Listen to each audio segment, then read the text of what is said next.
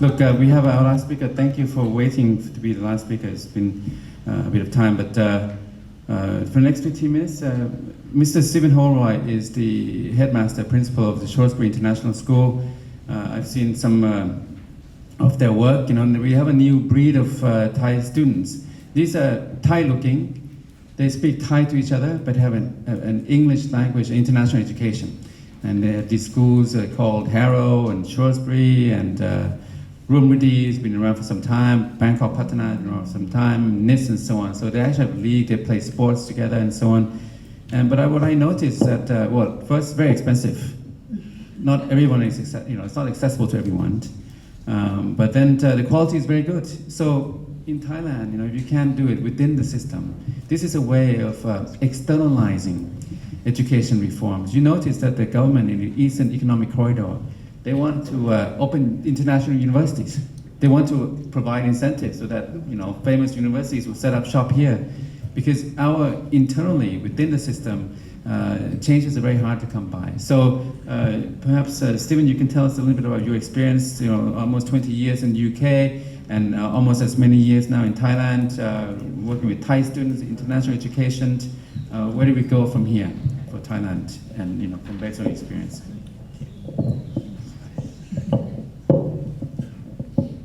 Well, I'll do it in 12 if I can.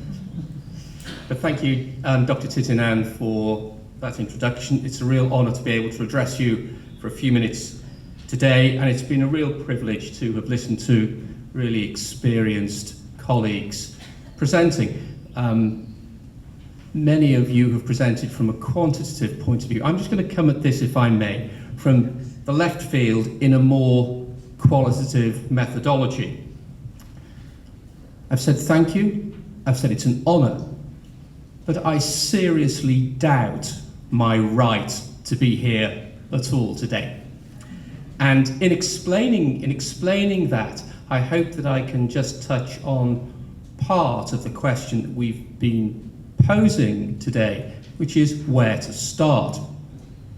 So, yes, I've been here since 2005 as the principal of Shrewsbury International School, 1,633 students, and they fly off to Oxford and Cambridge and LSE and Imperial and the Ivy League and the smaller liberal arts colleges and the great musical conservatoires of the world. So why do I doubt my right to be here? Well, I doubt my right to be here because I feel isolated from the problem. I don't feel engaged. Just down the road from Shrewsbury, down there on the Chulalongkorn Road, we have lots of schools. Sutiwararam School, the temple schools, about a minute away. But I don't feel engaged. And when I first came to Thailand, I guess that I agreed with the myth.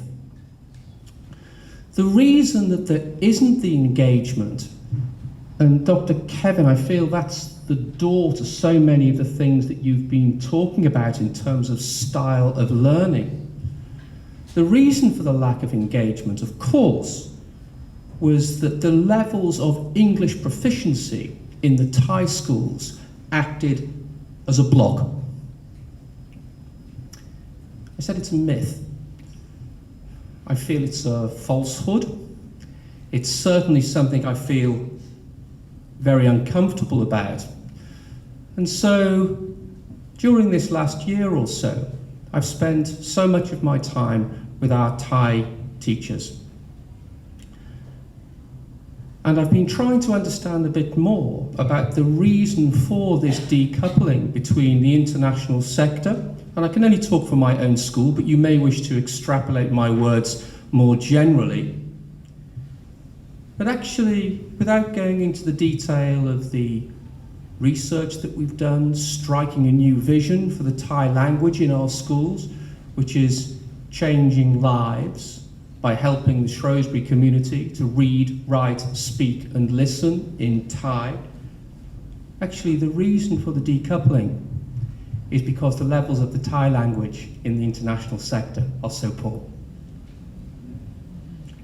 For me, that's where the gate is firmly bolted. Jay, you've posed the question, reforming Thailand's education system, where to start. This is very personal, and many people won't agree. But I would like to suggest that celebrating, honouring, respecting the beautiful, lyrical, historical Thai language with that Pali, Sanskrit, Khmer root is a wonderful place to start. So, my experience would be that we spend most of our time apologising for the Thai language. So, you've been sitting for a long time. Imagine I could just take you now, and one or two of you here know this journey extremely well. I'll take you to the music school at Shrewsbury on the 4th floor. We'll go by staircase if you need the fitness, or by lift, it doesn't really matter, and I'll get you there, and I will introduce you to Kun Uong, who is our music department secretary there.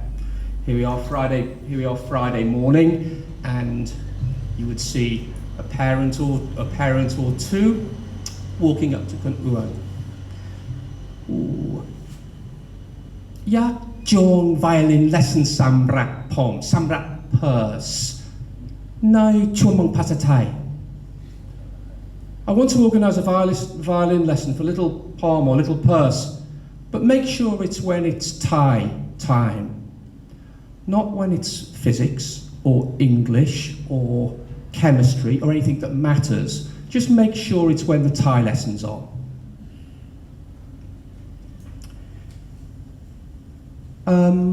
I've paraded the university placements of our school. Actually, the reality, Jay, as you know, some of the very best students from our school are studying at Chula and Thammasat. They're on that medical program with Nottingham at Srinacaran Wirot University and Mahidol and other places too. Actually, you don't see that so much in the Bangkok Post, or you didn't. I hope you will now. And I feel that there is a sort of institutional apology. And I don't wish to be at all dogmatic about this, but I feel uncomfortable. I feel it is morally wrong.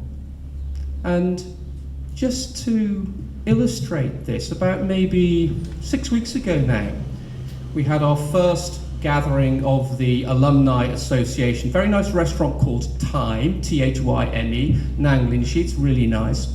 And you need 10 students to construct your articles of association and formally submit them to the Thai government so that you can become an association.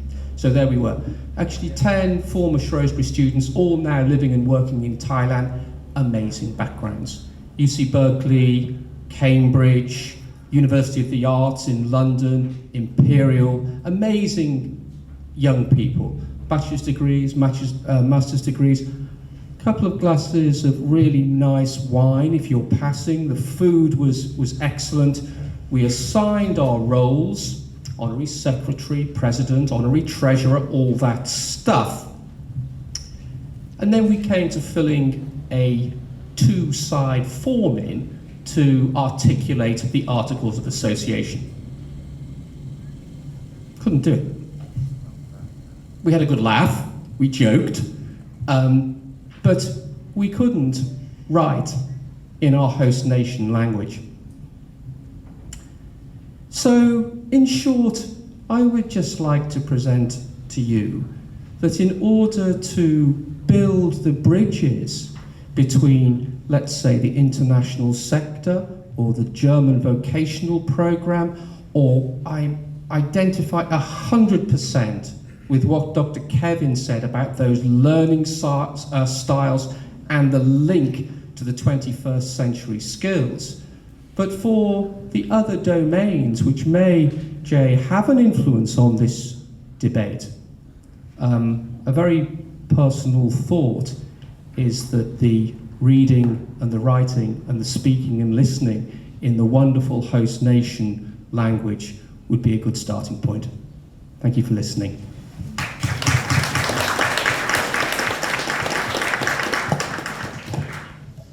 Okay, thank you very much. A little bit counterintuitive, not expected, but I understand, I think, what you mean now. I want to make some time for the audience, so let's continue for another 15 minutes or so.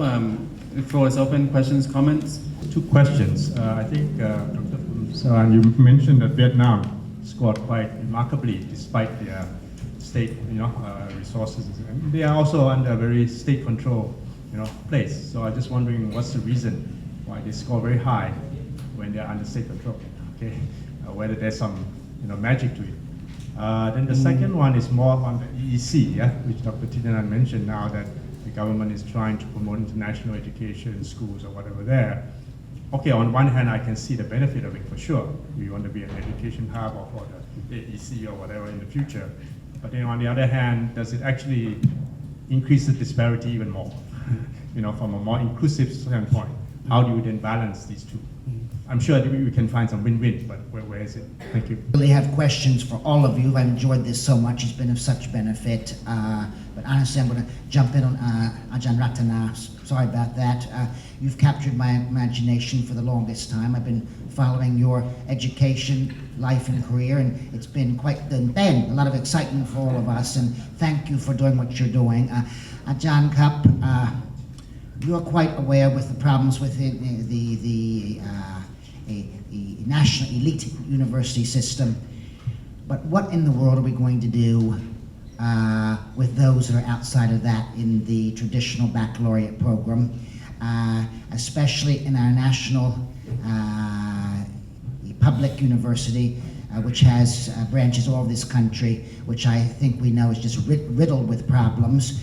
Their graduates are not prepared to meet the 21st century, and they're the be-all and the end-all of an inflated system where we're giving out bachelor's degrees with absolutely no quality. And Ajahn Rattana, what in the world are we going to do about that? And my observation, of course, that the vortex of the entire Thai education system centers around those national entrance exams.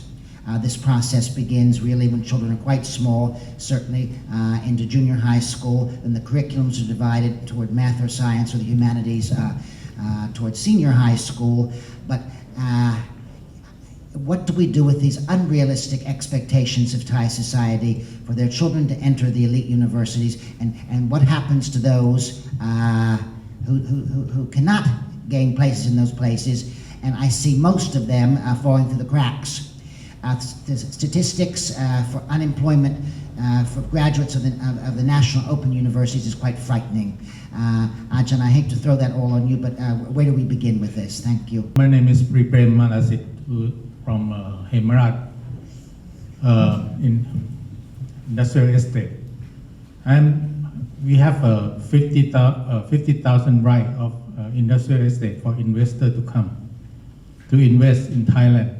We have 600 customers with various nations, and everybody voices about the quality of Thai kids, Thai students. And I gathered this for about almost 8 years and 10 years, and I wrote up your question is where to start. I would say to start is to set a goal. What is setting a goal? A goal is not a high-ranking university, a high-ranking school, but a goal is that I want Thai kids to be innovative kids. I want my Thai kid to have commitment. I want Thai kid to have discipline. I want Thai kids to have responsibility. So this goal will set up the process to achieve this goal from basic education, vocational education, and higher education. If you set the goal wrong, everything will go bust. You will swimming in the problems, a lot of problems in Thai education system. For the basic education, I recommend that you change the system for Dr. Pumsaran, that the Thai education has to be student-based education, not the teacher-given based education.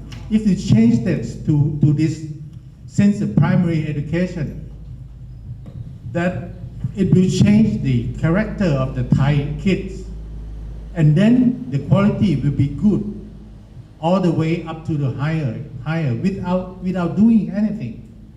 You start from the beginning, student base. That Myanmar went to Japan and want to change the education of the Myanmar to the student base. What Dr. Kevin said, that I like it very much, that it's kind of a participation of the student. I would say that 5 years from now, student will have more information than teacher in Thailand. Student will look into the iPad and everything. It's a next fourth revolution now. So if still you have your teacher teaching the same thing, the same maths, same indication, same derivative, things like that, you cannot cope with this change anymore. Okay, let's start with the goals. Peter Jansen, Asia Times. Maybe I'll direct this at Kun Kirida because I missed your presentation on Thailand 4.0 last month. Given the challenges Thailand's educational system obviously faces and the extreme ambitions under this Thailand 4.0 scheme, what is the likelihood of 4.0 working in the next few years? And maybe a follow-up question, just you talk about quick fixes. One gets the impression, listening to this government's policies towards the EEC, that there's a bit of an effort to make it a lot easier for foreigners to fill some of the gaps that are obviously there. And is that a good fix or not? Yeah. I suggest that we are not teaching our students to be active participants in a democracy. Because if we were, we would teach them to value freedom of expression, tolerance, and equality. On the contrary, we're doing the opposite. Could I have comments, please? Thank you. That's one of the richest discussions I've witnessed since I came to Thailand, and certainly the richest on education. Where to start? You have to start with the politics. That's the bottom line. There has to be political leadership. Everything else follows. In 1966, our Minister for Education, it's very interesting seeing there's been so many ministers for education. In the Irish government, there's a ministry called the Ministry of Health, and our former Prime Minister who was in that before, he said, that's Angola. You work in Angola, it's the worst possible place to work, and if you get that ministry. I think in Thailand maybe the Ministry of Health is the Angola, really, essentially. But in 1966, our Minister for Health, without checking with the Cabinet, said, I'm introducing free secondary education for every kid in Ireland, and I'm one of the beneficiaries of that. And in 1961, our per capita income was $700 per capita. Our current per capita income is $56,000 per capita. It's education. The question really is, there's an amazing amount of investment going in, 20% way above us. The outcomes are terrible, right? Those outcomes are going to have an effect right down the line in terms of the well-being of every Thai citizen, because you're not going to get out of the middle income trap and you're going to be left behind. The question is that fully understood, really? Is it, or will there have to be a disaster until it's fully understood and politicians, take the requisite actions? Last point, it was very interesting. When I came to Bangkok first 2 years ago to set up a new embassy, I was quite amazed at all of the international schools that were around, St. Andrews, Shrewsbury, NIST, Rattana. And the cost, $20,000 per head. Nobody, including the Prime Minister in Ireland, could send a kid to any of those schools. So it struck me, this is the system adapting, this is the elites adapting, because they can't go to the public school system, so they have to adapt and create this amazing system, all these amazing schools. But that is symbolic of what's happening. And until there's political leadership, so where to start political leadership, I think is where to start. Very good point. This will have to be the last, sorry. Ambassador Tu, go ahead. Thank you very much. I fully agree with the Ambassador of Ireland. Extremely inspiring and useful panel. Thank you so much. I want to touch upon one big thing, huge thing, the equal opportunities for every child to quality education. And I think, Dr. Kirida, for instance, underlined very well the need to really focus on this issue also in your country, as in any other country. And here I would like to bring up 3 issues from the Finnish system that we found useful. One is the support for every individual child on the basis of the child's capabilities and needs. So not every child, of course, can learn at an equal pace. They might need some extra help. So what is very important is that we within the school system, a child can get extra support for this, and it's free. You don't need to pay big amounts to have tutorials after school. The school has to provide it, the state has to provide it. It's a right of every child. Then another hugely important thing is the teacher training, that the teacher training is really of high quality. The 5-year at least university training. So every single teacher in our country, no matter in which part of the country they have gone the same education. So this has worked as well. And then also the preschool. In Finland we start quite late the real school at the age of 7. But most go to preschool the year before, and then to kindergarten and all that. And of course this all prepares a child to school. And there I think again, what is extremely important is the funding. I mean, it has to be affordable to everybody, either free for those who can't afford or affordable. This of course means taxes, more taxes at least in our society. People are not always happy about paying more taxes, but they get much more unhappy whenever there are cuts to education. So I think these 3 issues have worked quite well in our system. One point somebody mentioned that you have to start from 0.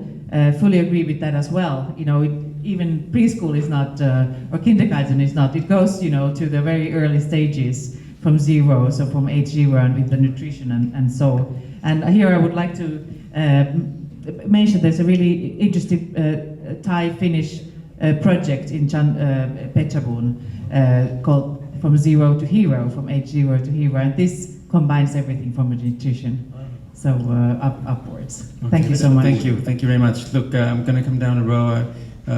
Speakers, you have 1 minute to 90 seconds. Please, you don't have to reply to everything. Look, there's some questions.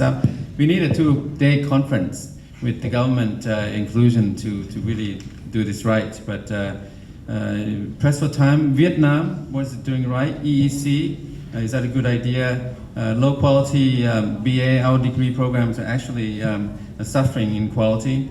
The student, I think that's a comment that students actually, the tragedy, the pity is that I've taught and lectured internationally, and Thai students are second to none when it comes to hard work, effort, intelligence.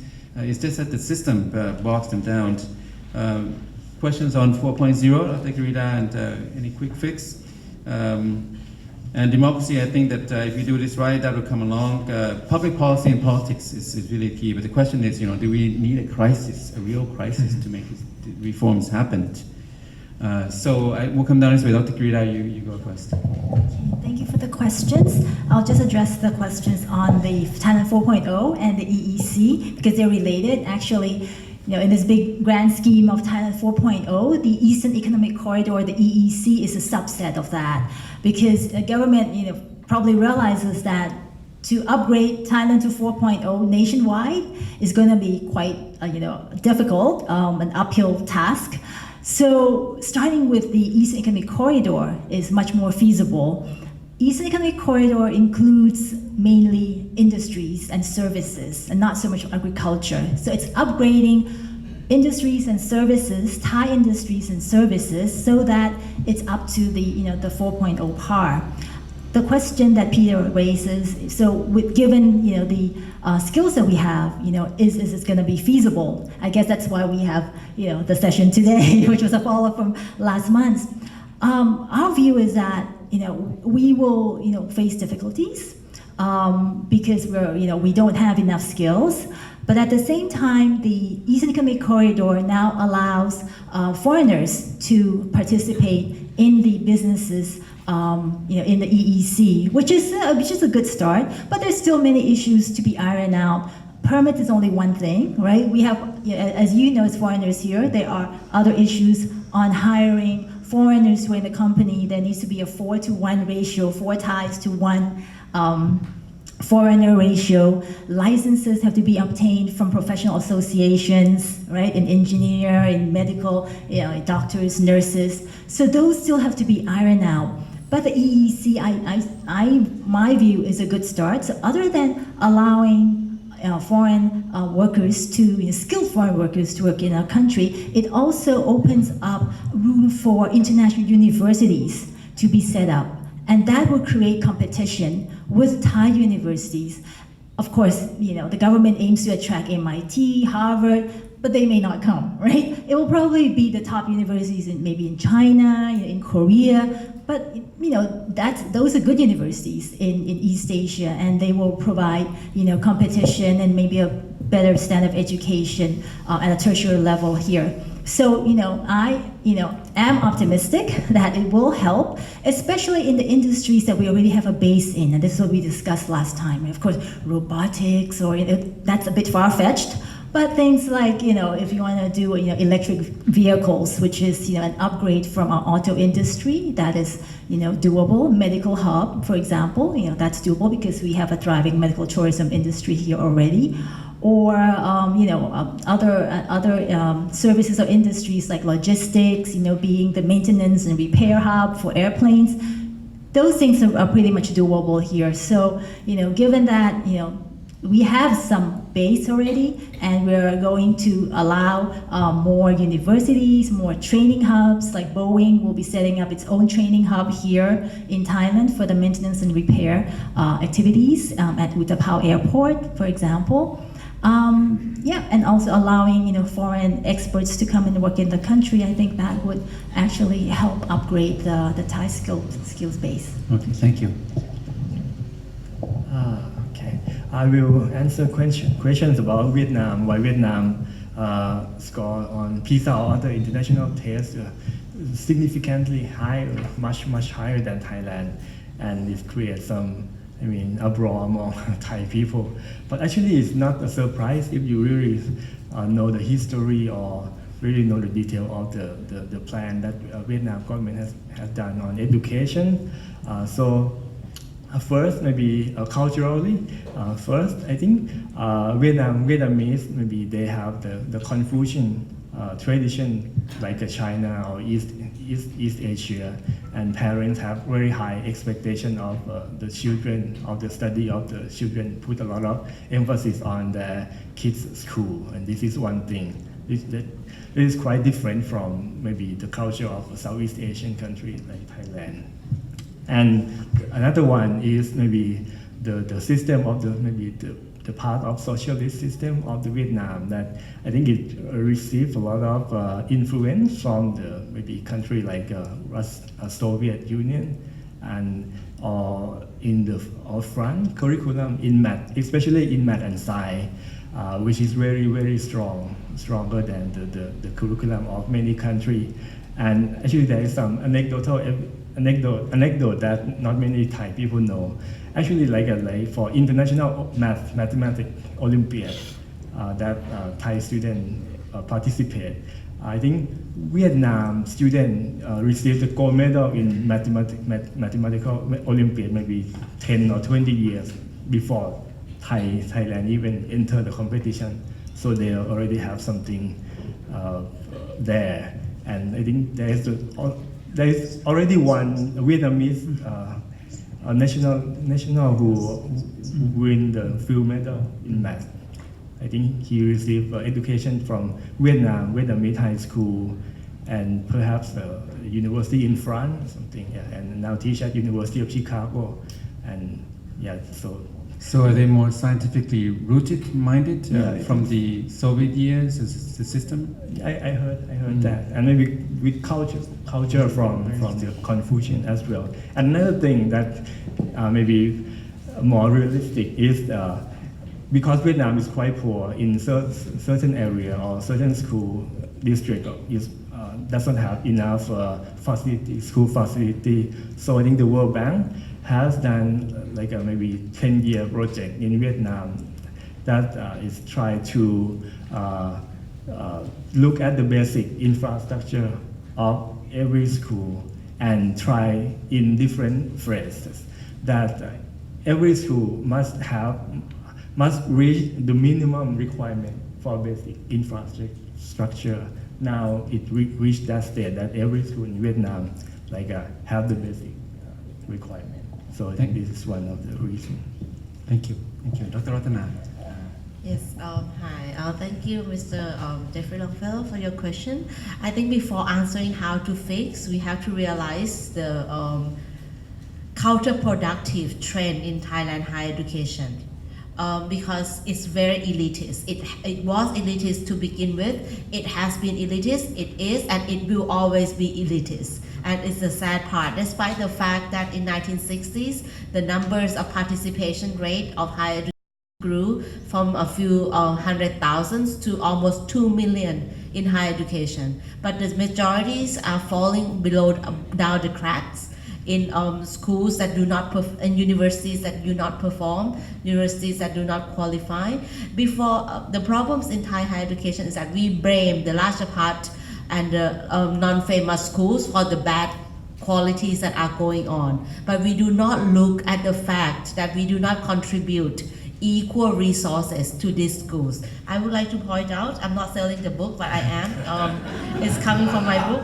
But one of the data is showing that the university government spent, I'm not blaming you, but the government in general, spent $2,000 per student at Chulalongkorn and limited admission universities.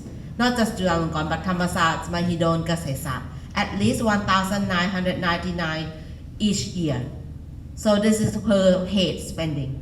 But they spent $223 per head for Rajapat University. So before we blame them for the lack of quality, the discrepancy of resources that going into them is 10 times differences. Not underlying the problems that good students only go to selected field. So we are talking about the numbers of monies going there alone.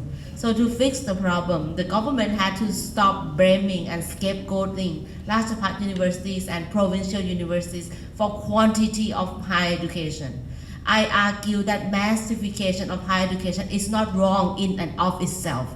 It's not wrong to educate the mass to be literate. It's not wrong that the mass want master degrees and PhDs. It's not wrong that they want to go to universities. What is wrong is creating universities with courses they cannot afford to teach. So yes, you build infrastructures. You have to be prioritized. If you want to commercialize your courses, you have to commercialize in the areas that you are capable of teaching. Then that would be a better way to address the issues. And thank you for your question.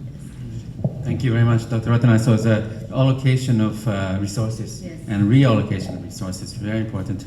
Stephen, as a last word, where do we find the balance when we try to teach young Thai kids? You know, international school Thai kids, they don't know enough Thai. They know English, they can't write Thai and so on. But on the other hand, the Thai the native kids, the kids around here, they want to know English. Correct. One quick response to the Vietnamese question, which I hope might help on this one, and then a very, very quick anecdote, because in terms of that Vietnamese data that was presented, it was in respect of science scores. I just wonder about that trilingualism that so many of the Vietnamese students have, and Dr. Kevin, you were drawing the importance of being trilingual generally. It may be reflected there. Not all of the answers to the 21st century skills that were so eloquently presented actually lie in the 21st century. We travel a lot to Guangzhou in China. We're doing 2 new schools there. A couple of years ago when I was there, I had the most remarkable experience encountering a translator whose work in English was out of this world. It was a remarkable experience. And I sat with her on a minibus on a journey from Huangpu to Nansha and said, that was just amazing, the work that you've done. Clearly, so you had your school days and your undergraduate days in the UK, did you? And she said, no. I've never even been to Beijing. I've not been to Shanghai. Never mind the UK. All my life has been in Guangzhou. I was educated at the Guangzhou University of Foreign Studies. I was top of the class. And when everybody else on the literature course was studying the past notes, little cheap notebooks, I read, reread, absorbed, studied every single one of Jane Austen's novels. And our conversation, bizarrely, between Huangpu and Nansha was about Mansfield Park, Northanger Abbey, Pride and Prejudice, Persuasion. It was remarkable. So my point is, I really prize those multilingual skills learned early as the route to creating the partnership between these systems that Kevin has articulated and the Thai schools, and we need to work much better together to achieve them. Languages. Okay, I think we can not emphasize enough the paramount role of languages. Markus, anything to add? 1 minute or 2? Well, I don't want to make it too long, but I think for the dual vocation education track is what we find out. I believe not only knowledge should teach in the school, so more than skills. I believe then we should teach the students how to read a book, how to understand the book, how to learn from the nature, how to play instrument, how to learn the language, how to deal with such kind of materials. But seeing the students in the BTS or in the subway station, they just use their mobile phone and the one thumb system, they screw everything away and then they like it or don't like it. But the really content, they're really not interested in that. And I believe when we need skilled worker for tomorrow, I think we need to teach on skills more than into the knowledge. The knowledge they get from internet or somewhere else. Concrete skills are important. Okay, Dr. Kevin. Well, Markus and I might disagree on that, but that's all right. That's all right.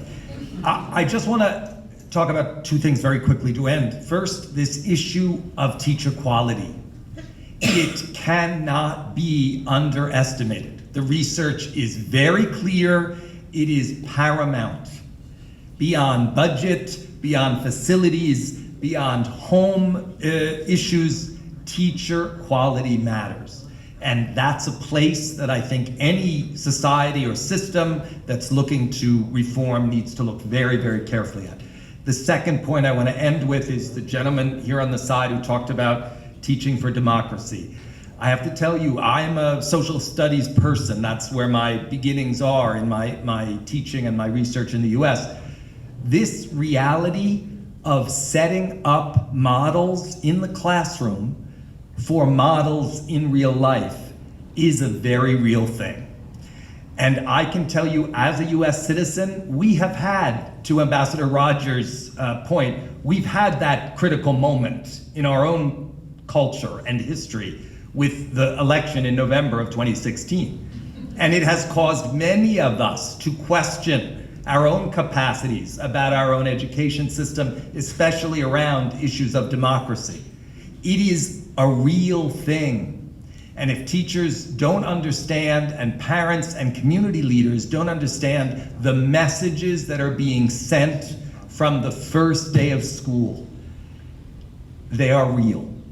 And you are either teaching for democracy or you're not. And it's a question that I think is very, very valid and must continue to be asked within the realm of this reform question. Thank you. Thank you very much. Look, I think education is such a loaded subject, but today we've unpacked some of the complexities and challenges. This won't be the last forum that we have on education. I might do a 1 full day conference at some point. Look, we've gone over time, so I apologize for that. Please join me in thanking all of the 6 speakers for sharing the insights. Very instructive experience with their work. Thank you all of you. Thank you for joining. Our next event will be on the 12th on ASEAN-US relations, Southeast Asia-US, and then on the 16th.